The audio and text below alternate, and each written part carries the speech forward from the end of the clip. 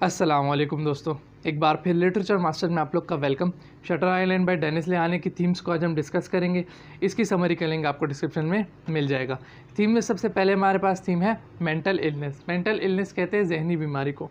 यहाँ पे इसका मतलब साइकोपैथी या इंसैनिटी है। कहते हैं जितने भी कैरेक्टर्स हैं इस नावल में वो सारे क्या है, वो मेंटल इलनेस से रिलेटेड हैं। जो साइकेट्रिस्ट हैं वो इनका इलाज करते हैं और जो पेशेंट है वो मेंटली इल पेशेंट है। कहते हैं इसमें जो डॉक्टर्स हैं वो भी बिल्कुल ठीक नहीं है, मतलब उनमें भी साइकोलॉजिकल डिसऑर्डर पाया जाता है, क्योंकि वो जो पेशेंट्स हैं उनको ट्रीट करते करते ख़ुद भी कुछ इस तरह बन गए हैं। जैसे डॉक्टर कॉली जो है, जो हेड है इनका, उसका भी ज़हनी तवाज़ुन ठीक नहीं है और वो कहते हैं कि सारे जो लोग हैं वो जिस हद तक जुल्म कर सकते हैं वो उस हद तक जुल्म करते हैं। और जो मेन कैरेक्टर है टेडी, वो भी डेल्यूजनल है, मतलब उसे भी अजीब अजीब से ख्यालात आते हैं, सीन्स उसके सामने होते हैं, कुछ उसे अपने पास्ट का नज़र आता है, तो वो भी क्या है, वो भी डेल्यूजनल यानी मेंटली इल है।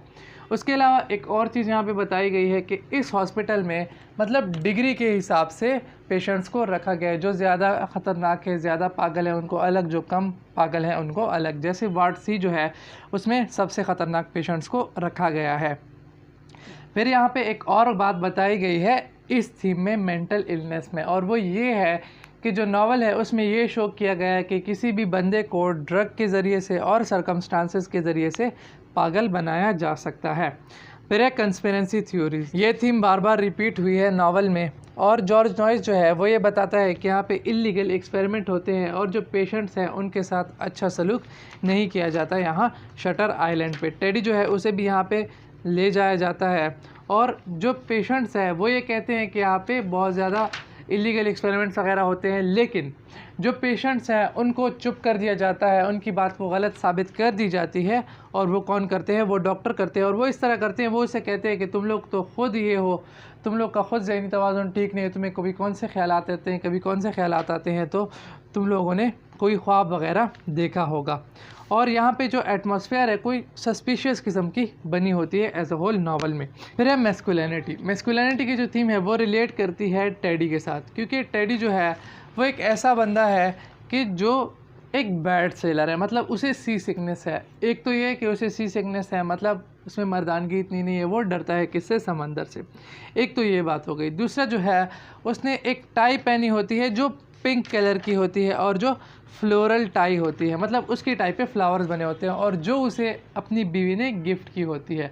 तो ये भी उसके लिए एक अजीब सा सिंबल होता है किसका, वीकनेस का। तो उसमें मैस्कुलिनिटी थोड़ी कम होती है, जिसकी वजह से उसे ये डिल्यूजन वगैरह आते हैं। और एक और वजह उसकी मैस्कुलिनिटी की कमज़ोर होने की वो ये है कि जब उसने डशाव कैंप पे हमला किया था तो उन्होंने बहुत सारे जो सोल्जर्स थे उनको मार दिया था, और वो बात इसको बार बार याद आती थी। तो ये भी इसकी मैस्कुलिनिटी जो है वो कमज़ोर है।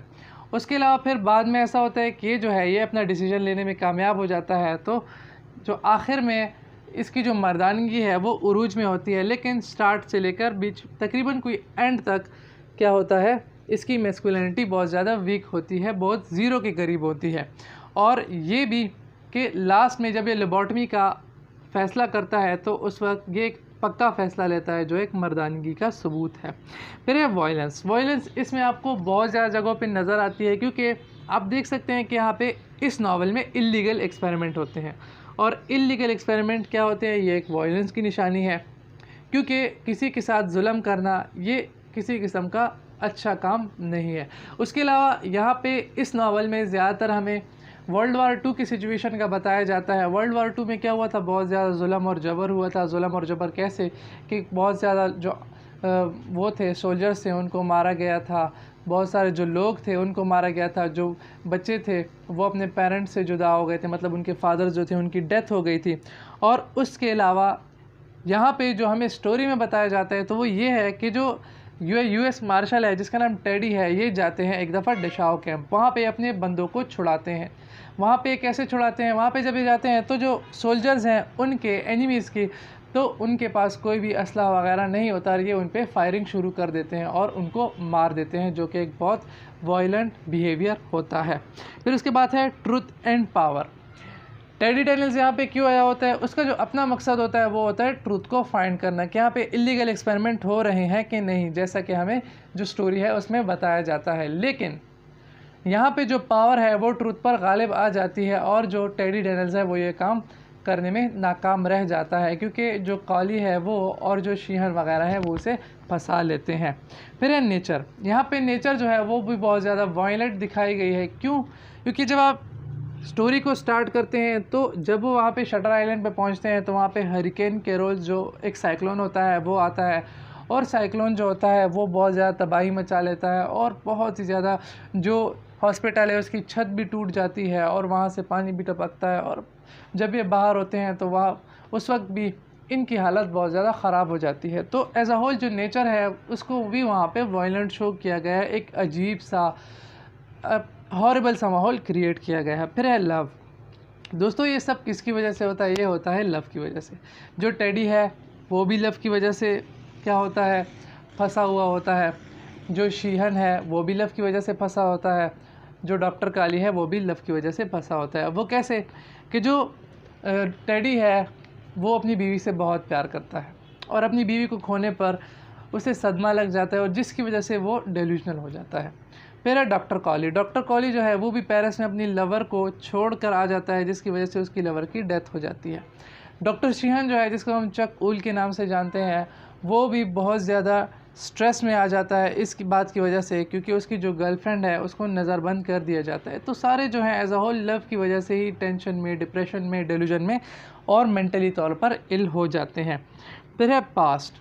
वही बात कि सबको अपना पास्ट याद आता है। सबसे पहले टेडी डेनियल्स को पास्ट याद आता है। पास्ट में से क्या याद आता है? पास्ट में से वो डशाओ कैंप याद आता है जिसमें उन्होंने जो बग़ैर किसी असलहा के सोल्जर्स से उनको कत्ल किया था, उनको मारा था, उनके साथ जुल्म किया था। फिर उसे अपनी बीवी की बातें याद आती हैं और ऐसे ही उसे बहुत सारे पास्ट की जो मेमोरीज़ है वो भी याद आती है। और जो डॉक्टर काली है उसको अपनी लवर याद आती है और जो शीहन है उसे अपनी गर्लफ्रेंड याद आती है। तो सारा सब कुछ पास्ट की वजह से हो रहा होता है। फिर है ट्रॉमा। ट्रॉमा कहते हैं सदमे को। इसमें सारे जो हैं उनको सदमा लगा होता है जिसकी वजह से वो मेंटली इल हो जाते हैं। अगर इनको सदमा ना लगा होता तो भाई ये क्यों इल होते, मेंटली तौर पे क्यों डिस्टर्ब होते? कोई ऐसी वजह थी जिसकी वजह से इनको स्ट्रेस पड़ा, ये बहुत ज़्यादा डिप्रेशन में चले गए और उसकी वजह से, डिप्रेशन में जाने की वजह से मेंटली तौर पे इल हो गए। फिर है एक्सप्लोरिंग रियलिटी।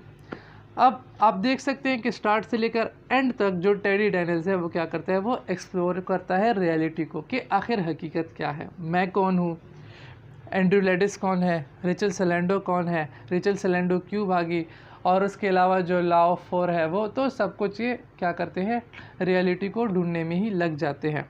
और आखिर में जो टेडी डेनियल्स है उसे रियलिटी का पता चल जाता है कि वो कौन है, वो एंड्रू लेडिस है और जो डोरालेस चैनल है उसको उसी ने मारा है और डोरालेस चैनल ने अपने 3 बच्चों को मारा है। फिर है गिल्ट। अब ये गिल्ट की जो थीम है ये कुछ जो कैरेक्टर्स हैं उनको स्टार्ट से लेकर एंड तक होती है, लेकिन कुछ जो है उनको एंड में हो जाती है। जैसे डॉक्टर कॉली जो है उसको स्टार्ट से गिल्ट होता है कि उसने अपनी जो लवर थी उसे पेरिस में छोड़ दिया था। डॉक्टर शीहन जो है उसे गिल्ट होता है कि उसने अपनी जो गर्लफ्रेंड थी उसकी हेल्प नहीं की, वो नज़रबंद हो गई थी। और उसके अलावा जो टेडी डेनियल्स है उसको जब लास्ट में पता चलता है कि उसने अपनी बीवी को मारा है और उसकी बीवी ने उसके बच्चों को मारा है, तो उस गिल्ट की वजह से वो क्या करते हैं, वो लेबॉर्टरी ट्रीटमेंट का फ़ैसला लेता है। और जो फ़ैसला वो ये कहता है कि मॉन्स्टर्स की तरह जीने से अच्छा है कि वो एक अच्छे इंसान की तरह मर जाए, क्योंकि उसे पता है कि वो अब इस ट्रुथ के साथ तो बिल्कुल भी नहीं जी सकता कि वो अपनी बीवी का कातिल है और उसने 2 साल पहले भी यहाँ पे गुजारे हैं और जो डॉक्टर शीहन है वो उसका साइकेट्रिस्ट रह चुका है। फिर है insanity and fantasy. Insanity and fantasy की जो थीम है ये आपको ओवरऑल नज़र आएगी, क्योंकि सारा जो गेम है वो भी यही इंसैनिटी और फैंटेसी के ऊपर चल रहा है। क्योंकि जो जितने भी कैरेक्टर्स हैं इसमें तकरीबन सारे ही क्या है, वो इंसेन है, मतलब पागल हैं। जो एशक्लिफ हॉस्पिटल में ले जाए गए हैं वो सारे क्या है, वो पागल है। मतलब जितनी भी 67 पेशेंट हैं, किसको इंक्लूड करके, टेडी डेनियल्स को इंक्लूड करके, जो एंड्रू लेडिस है, तो सारे क्या हैं, वो पागल हैं। और फैंटेसी मतलब उनको वही ख्यालात, कोई अजीब अजीब ख्यालात आते हैं, ऐसा कुछ जो रियलिटी में हो ही ना रहा हो, कुछ ऐसा फ़रेब, कुछ ऐसा धोखे वाला ख्याल उनको आ जाता है। कुछ जो होते हैं वो तो रियलिटी में होते हैं, लेकिन कुछ जो होते हैं वो रियलिटी में नहीं होते। जैसे कि जो रीडर्स हैं उनको लास्ट तक पता ही नहीं चल रहा होता कि क्या हिसाब चल रहा है। मतलब फॉर एग्ज़ाम्पल अब देख लें कि जो टेडी डेनियल्स है जो लेडिस है वो अपनी हकीकत को तस्लीम कर लेता है कि चलो मैं क्या हूँ, मैं एंड्रयू लेडिस हूँ, और वो ये कहता है कि चलो मुझे लेबॉर्टमी ट्रीटमेंट करनी है, ठीक है। लेकिन फिर दूसरे दिन क्या होता है, वो डॉक्टर शेन को वापस से चकऊल बुलाना शुरू कर देता है, और उसके साथ साथ वो उसे चकऊल बुलाता है, और वो उसे कुछ ऐसा कुछ याद ही नहीं आ रहा होता। उसे लगता है कि उसने कोई सपना देखा है, और वो वहाँ से भागने की कोशिश करता है। तो यहाँ पे जो फैंटेसी है वो सिर्फ इस नावल में नहीं बल्कि जो रीडर्स है उनके माइंड में भी आ जाती है कि यार ये हो क्या रहा है, कैसे नावल कहाँ से कहाँ चला गया। तो फैंटेसी और इंसैनिटी की जो थीम है वो भी यहाँ पे हमें नज़र आती है। तो दोस्तों, thanks for watching my video.